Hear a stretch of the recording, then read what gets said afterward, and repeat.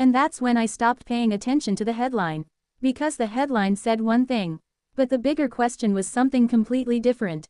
Why are so many people drawn to stories about Princess Leonor supposedly breaking down behind closed doors? Think about that for a second. Not whether it happened, not whether it's true, but why that idea captures so much attention. Because I think the answer reveals something fascinating, not just about Leonor, but about how we see future leaders. For years, Princess Leonor has appeared in public carrying herself with discipline, professionalism, and composure. That's what most people see. But every time a royal figure appears strong in public, people immediately become curious about what happens when the cameras are gone. It's human nature. We want to know the real person behind the public image. And honestly, I understand that curiosity, because sometimes the strongest looking people are carrying the heaviest burdens. Now here's where my own analysis begins.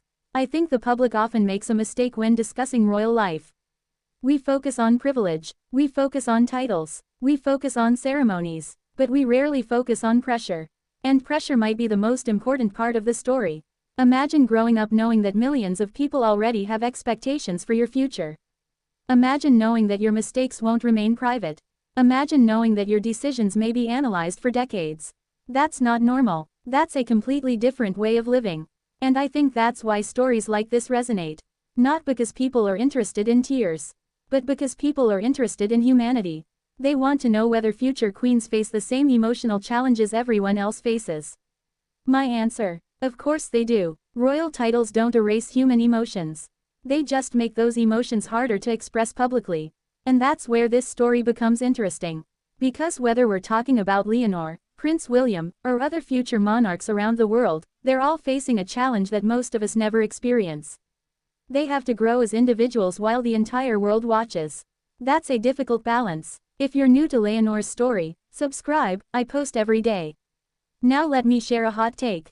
I think many media outlets focus on dramatic royal stories because they're easy to sell. Emotion gets attention, speculation gets clicks, but the deeper story is usually much less dramatic and much more meaningful. The real story isn't whether a future queen ever has difficult moments. The real story is how she continues moving forward despite them. That's where character is revealed. And honestly, I think that's what people are responding to when they talk about Leonor. They're noticing growth. Maybe not dramatic growth, maybe not headline-grabbing growth, but steady growth, the kind that happens year after year, the kind that turns responsibility into experience, and experience into leadership. Here's something I've noticed recently. The conversation around Leonor feels different than it did a few years ago. A few years ago, people mostly talked about potential. Now they talk about preparation. That's a huge shift. Potential is about possibility. Preparation is about reality. And the closer someone gets to becoming a future monarch, the more real those expectations become. That's why every public appearance seems more significant. That's why every speech receives more attention. That's why every expression gets analyzed. People aren't just watching a princess anymore. They're watching someone they know may one day represent an entire institution. And whether you support monarchy or not, that's a remarkable responsibility. Now here's another thought. I think one of the biggest misconceptions about leadership is the belief that leaders become stronger because they avoid difficult experiences. I don't think that's true. I think leaders become stronger because they learn from difficult experiences. There's a difference. Strength isn't the absence of challenges. Strength is what happens after challenges arrive. And when I look at Leonor's public journey, that's what stands out to me. Not perfection, growth, not certainty, adaptation, not image, development. That's a much more interesting story than any rumor could ever be. Let's talk about something else nobody mentions enough. The hidden cost of visibility. In today's world, people like Mr. Beast build audiences by sharing more and more of their lives. Visibility creates connection. That's how modern influence works. Royal life operates under completely different rules. The more visible you become, the more carefully you must manage what you reveal. The monarchy depends on a balance between accessibility and distance. Too much distance, and people feel disconnected. Too much accessibility, and the institution loses part of what makes it unique. Finding that balance is incredibly difficult. And Leonor is learning to navigate that challenge in real time. That's one reason I think people are paying closer attention now. Not because of a single event, but because they're watching someone grow into one of the most demanding public roles imaginable. And growth is rarely a smooth process. It's messy, it's gradual, it's sometimes uncomfortable, just like it is for everyone else. The difference is that most of us experience those moments privately. Public figures experience them publicly. And that's a huge difference. Another thing worth considering is timing. Why do stories about Leonor seem to generate so much discussion now? I think the answer is simple. The future feels closer. For years, the idea of Leonor as a future queen felt distant. Abstract. Something for another era. Today it feels more immediate. More real. More relevant. And when the future starts feeling real, public attention increases. People become more curious, more invested, more observant. Every appearance carries more significance. Every development feels more important.